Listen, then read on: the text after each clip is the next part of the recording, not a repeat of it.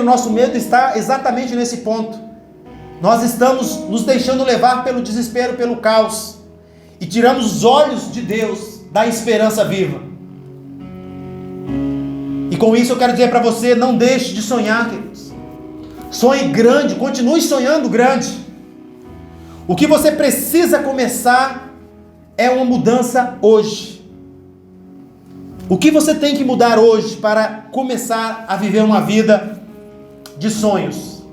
Em Romanos capítulo 12, versículo 2, a Bíblia vai dizer: não se amolde ao padrão deste mundo, mas transforme-se pela renovação da sua mente, para que sejam capazes de experimentar e provocar a boa, e provar e comprovar a boa, agradável e perfeita vontade de Deus. É isso que Ele nos convida. Não entre no caos, não se alimente do caos, não se amoldem, não se modele ao mundo que está em desespero. Olhe para mim, Jesus está dizendo, olhe para a minha palavra, a esperança viva, e experimente aquilo que eu tenho para te dar. O segundo ponto: peça ajuda a Deus. No livro de Jeremias, capítulo 33, a Bíblia vai nos dizer que Deus diz: clame a mim, e eu vou te responder. Clame a mim, e eu vou ouvir você, eu vou responder a você. Deus está disposto a ouvir a sua oração e a te abençoar. Veja como Deus é. Em Atos 3,19: arrependam-se, pois, e voltem-se para Deus, para que os seus pecados sejam cancelados. Deus tem prazer, queridos, em te abençoar, mas Ele precisa que a gente deixe aquilo que afasta Ele de nós, que é o pecado. Eu não estou aqui para apontar as suas falhas, o seu erro, porque eu também tenho muitos. E muitas vezes ao dia eu tenho que me colocar diante de Deus pedindo misericórdia, pedindo para que Ele me capacite a me levantar todos os dias, para que eu continue na presença dEle. Eu também, queridos, não sou merecedor da graça de Deus, da expiação de Cristo Jesus, mas aprove a Ele a morrer por mim e me resgatar das trevas para a sua luz, e eu louvo a Ele por conta disso. Mas Ele pede para que a gente venha nos arrepender dos nossos pecados. Quando Jacó, ele chama as 12 tribos, ou seja, os filhos deles, que ainda não era tribo, ele fala que sobre José estava uma bênção de Deus sobre José, e ele diz, chamando José assim: pelo Todo-Poderoso, que o abençoa com bênçãos dos altos céus. O nosso alimento, querido, ele não é da terra. A nossa salvação, ela não é da terra.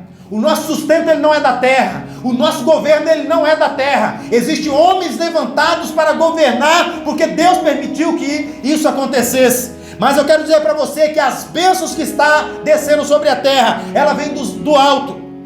E Deus, ele continua dizendo: bênçãos das profundezas, bênção da fertilidade e da fartura. As bênçãos do teu Pai, que é Deus, são superiores às bênçãos dos montes antigos, ou seja, dos meus ancestrais. As delícias das colinas eternas. Ele está dizendo: não falta alimento nos céus, nunca faltará. Terceiro ponto é: recuse-se a culpar os outros nesses dias.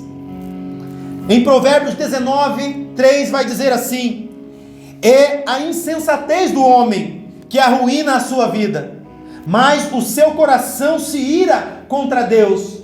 Quando nós somos insensatos, nós queremos culpar todas as pessoas e culpar a Deus pelo caos.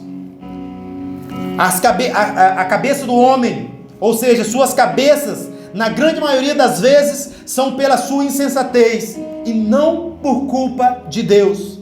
E eu aqui não quero entrar no mérito da questão, uma porque não dá tempo.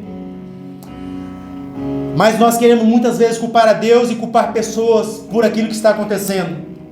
E eu venho te dizer aqui: não seja vítima de ninguém.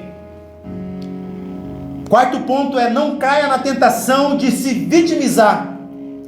No livro de 1 Coríntios, capítulo 15, versículo 10, a Bíblia vai dizer assim: mas pela graça de Deus, eu sou o que sou, e sua graça para comigo não foi em vão.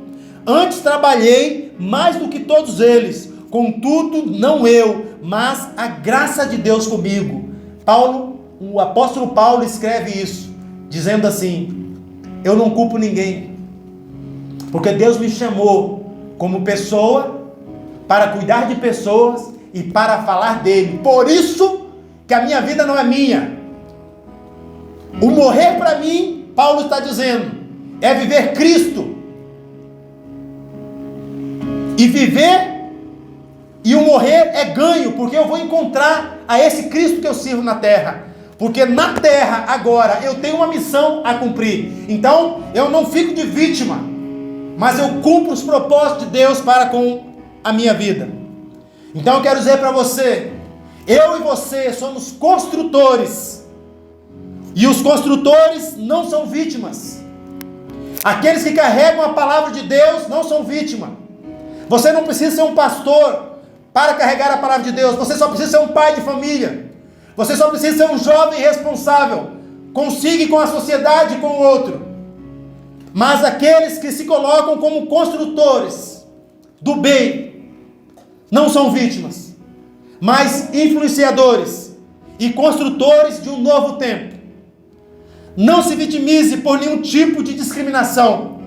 Se você foi discriminado no campo, pelo racismo, pela questão física, ou pela religiosidade, ou pela questão econômica que você vive, não se vitimize por isso. Eu quero dizer para você, olha aqui para mim, você é único, você é única, você é especial para Deus, e eu tenho certeza que alguém nessa terra se preocupa com você também. O seu maior inimigo pode ser você mesmo, pode ser os seus medos, os seus mitos, traumas e os seus próprios preconceitos. Então eu quero dizer para você, seja um construtor do amanhã, se levante como um construtor nesses dias. Quinto ponto, examine a sua vida pessoal. Em Lamentações de Jeremias, capítulo 3, versículo 40, a Bíblia vai dizer assim: examinemo-nos e coloquemos à prova os nossos caminhos, e depois voltemos para Deus. Ele está dizendo assim: veja o que você carrega no seu coração, o que está dentro de você neste momento. Tem uma angústia, tem medo, tem ansiosidades, tem traumas, tem falta de liberação de perdão, tem alguém que você precisa se reconciliar. Jeremias está dizendo: examine-se e coloque-se à prova diante de Deus, e depois que você se examinar, peça para Deus te ajudar e volte-se para Ele.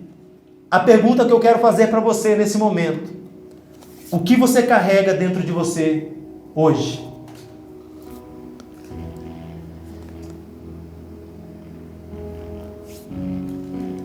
Em Salmos, Davi ministra, Salmos 32, versículo 4 e 5, Davi diz assim: é um choro. Eu profetizo na sua vida que esse choro alcance a sua casa e a sua vida. Que você faça das palavras de Davi, no livro de Salmos, capítulo 32, versículo 4 e 5, a sua oração nessa noite. Davi diz assim: pois de dia e de noite a tua mão pesava sobre mim, o meu humor se tornou em sequidão.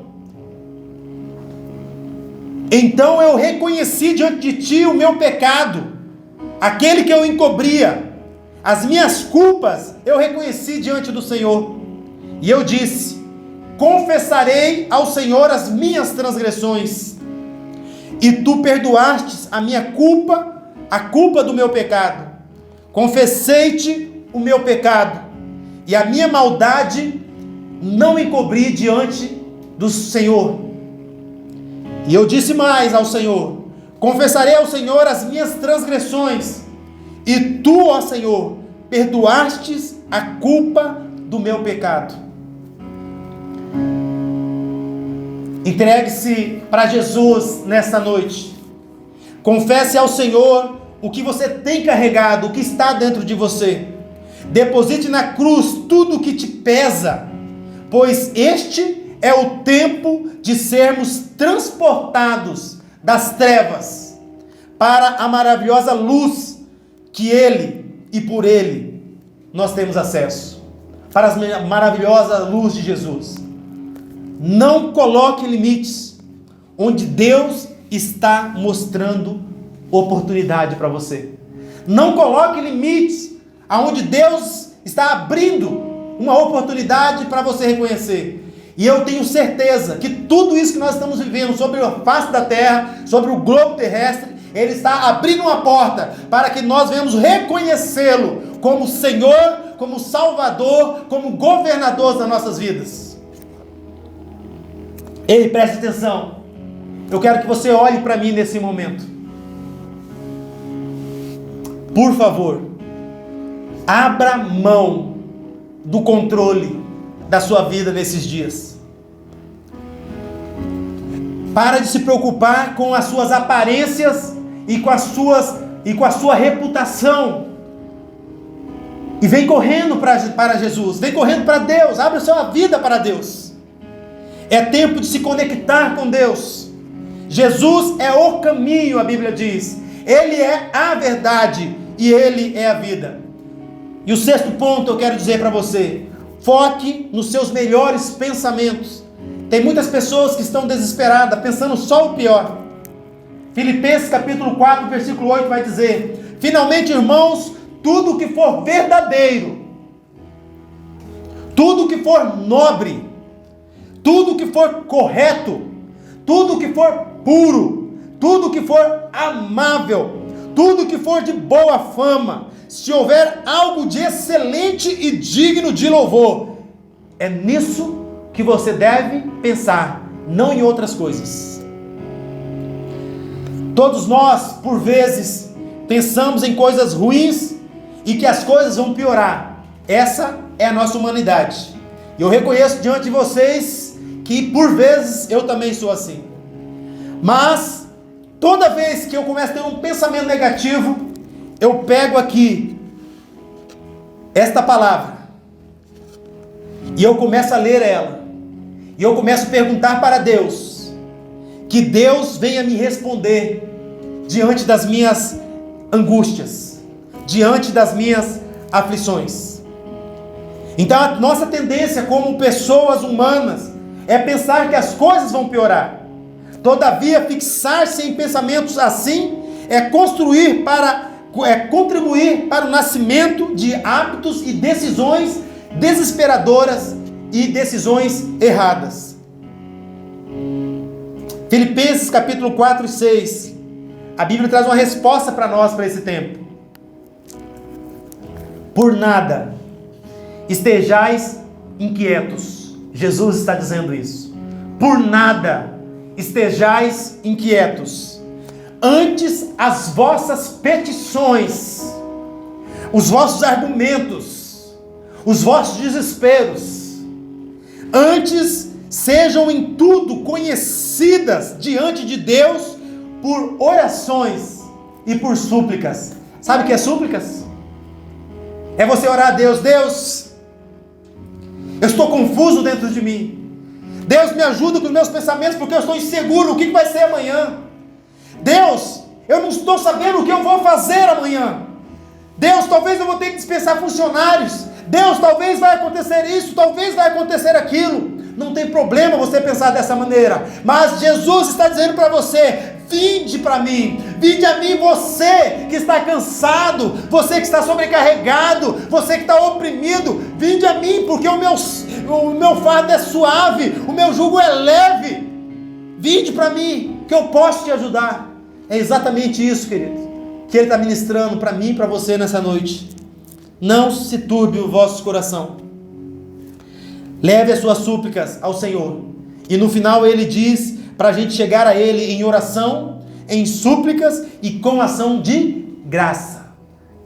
Você sabe o que é ação de graça? É você agradecer a Deus pelo coronavírus. é você agradecer a Deus pela questão econômica. A Bíblia diz: a tudo dai graças. E você talvez esteja perguntando: por que, pastor, eu devo dar graças por isso? Porque nós não podemos aumentar um minuto da nossa vida. Nós não podemos fazer crescer nada em nosso corpo. Nós não podemos, na verdade, sustentar a vida de nenhuma pessoa. Porque tudo está nas mãos de Deus. E por isso ele diz: a tudo dai graças. E a Bíblia continua dizendo: quando fazemos isso, a paz de Deus. Jesus ele diz: eu vos deixo a minha paz eu vos dou, e não a dou como o mundo a dá. Porque a paz que Jesus nos dá é uma paz interior, que no meio da guerra, da batalha, você suporta todas as coisas. Havia um sonho para o povo de Israel sair do Egito. Havia uma promessa para o povo sair do Egito. Deus levanta uma liderança e conduz esse povo para sair do Egito. Mas eles ficaram 40 anos para atingir a terra prometida. Mas todos aqueles que estiveram na presença de Jesus, na presença de Deus, alcançaram a promessa de Deus em suas vidas. Então Jesus diz: a paz de Deus, que excede todo entendimento, guardará o coração e a mente de vocês em Cristo Jesus. Sétimo ponto é: restaure seus relacionamentos rompidos.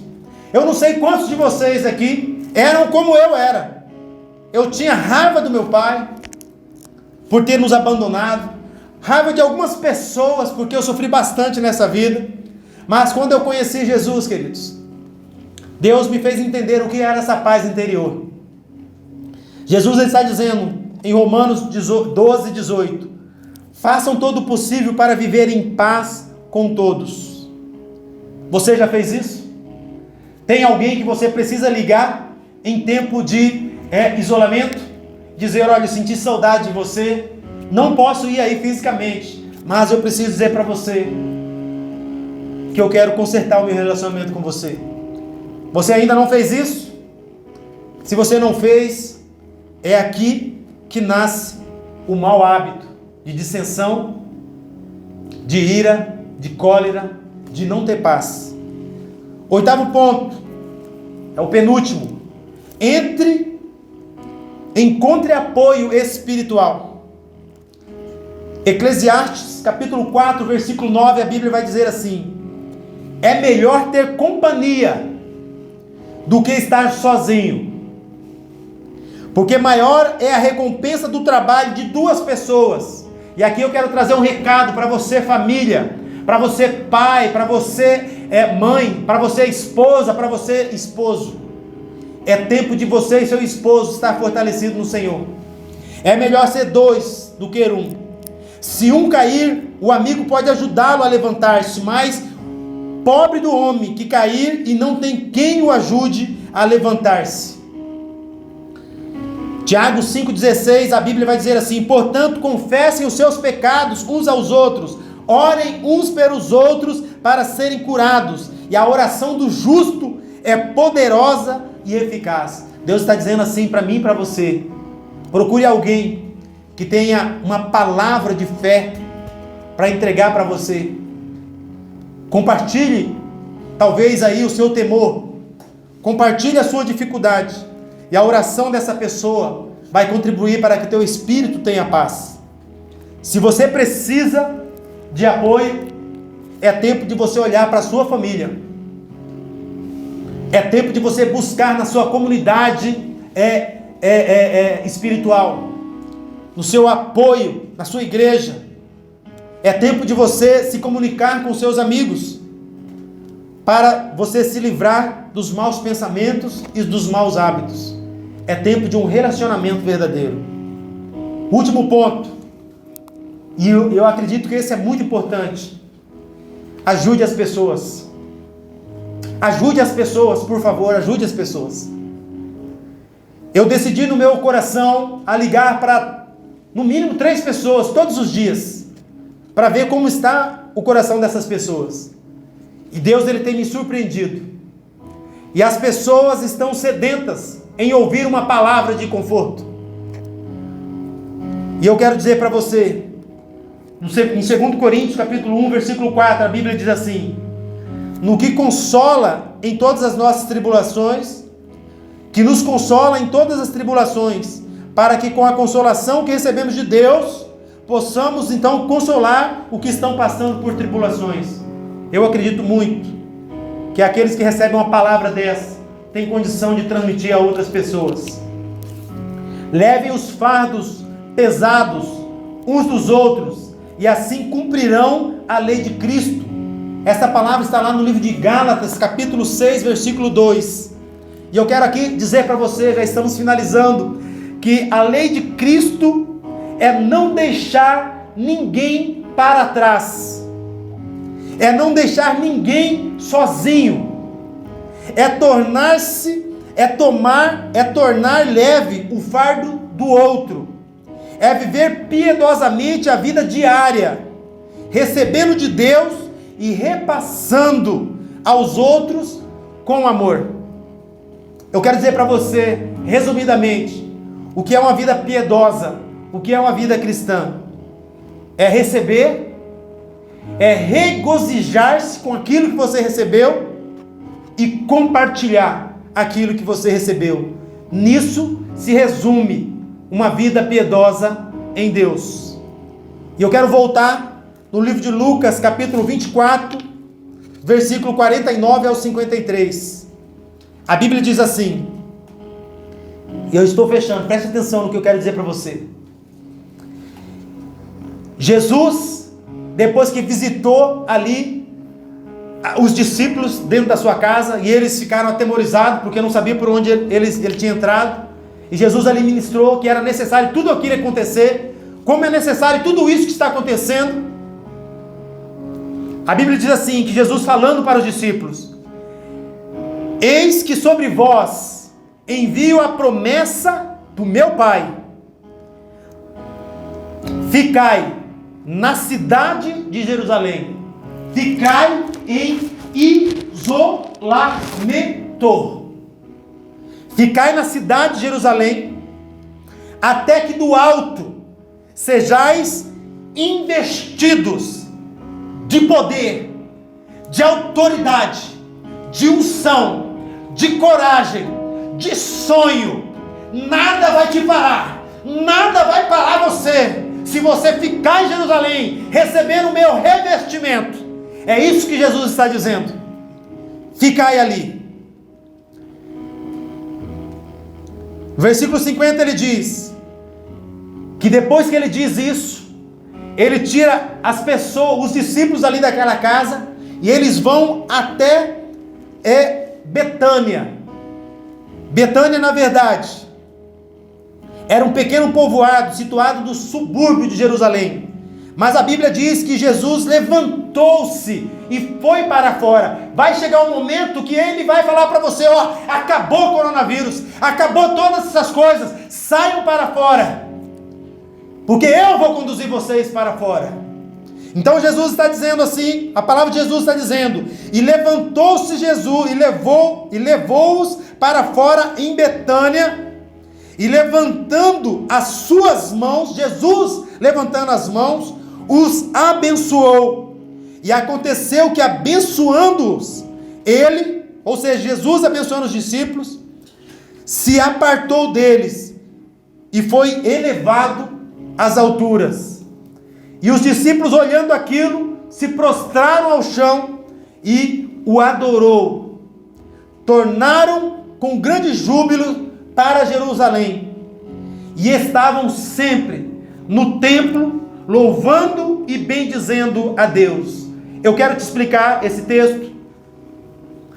Jerusalém, como eu disse, é onde o templo estava situado, onde ocasionaria o derramamento do Espírito Santo.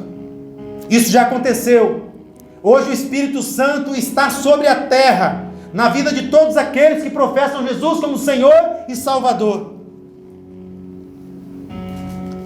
Betânia, como eu disse, Era um pequeno povoado que estava situado no subúrbio de Jerusalém. E esse era o lugar onde morava Maria, Marta e Lázaro, amigos de Jesus. O que eu quero dizer com isso? Jesus, ele entregou a sua vida por todos. E ele nos chama e nos convida para que tenhamos intimidade com ele, até o ponto que ele não só nos chame de amigos, mas de irmãos, de filhos de Deus.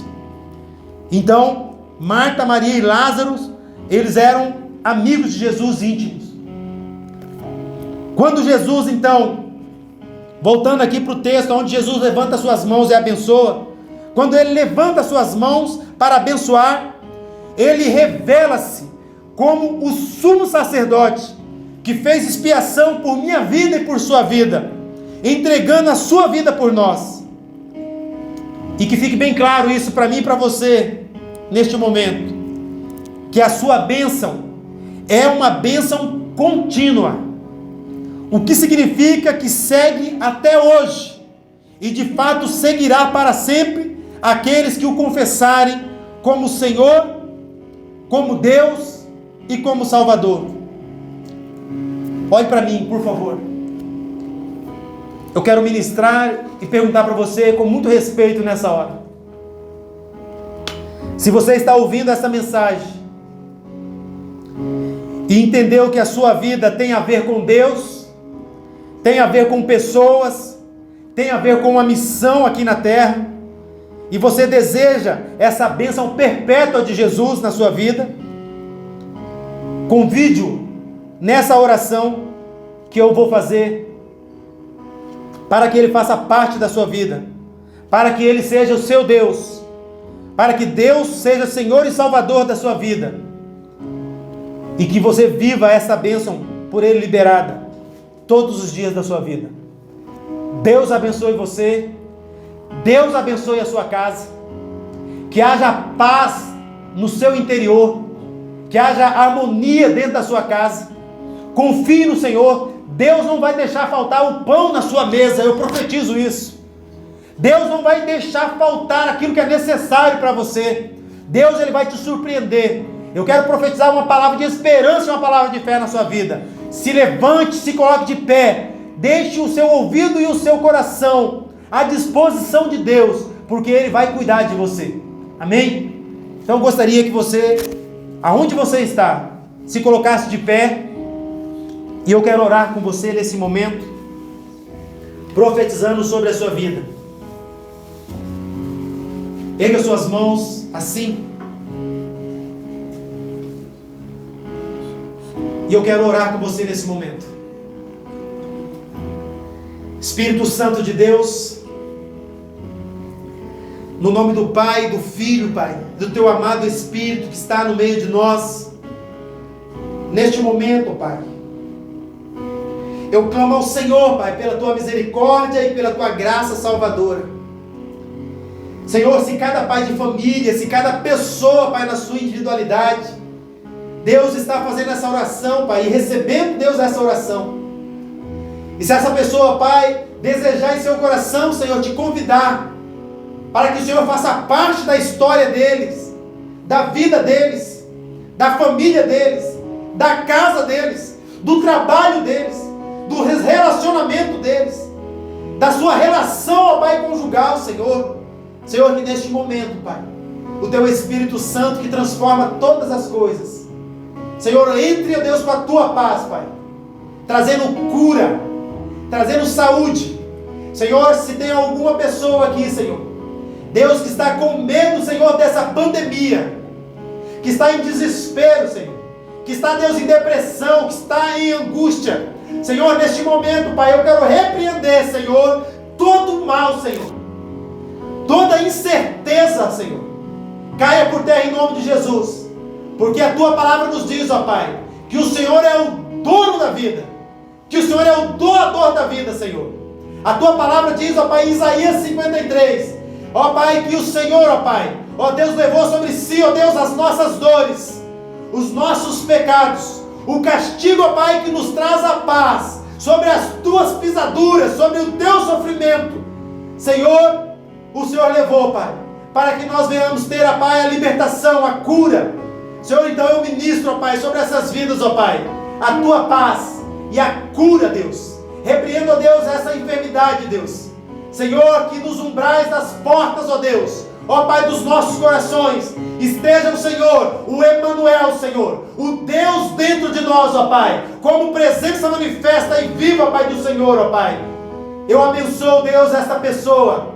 Eu abençoo, Deus, esta família, para louvor do teu nome, em nome de Jesus. Amém. Deus abençoe a sua vida. Que a paz de Jesus esteja sobre você. Obrigado por você estar participando deste momento. Deus abençoe.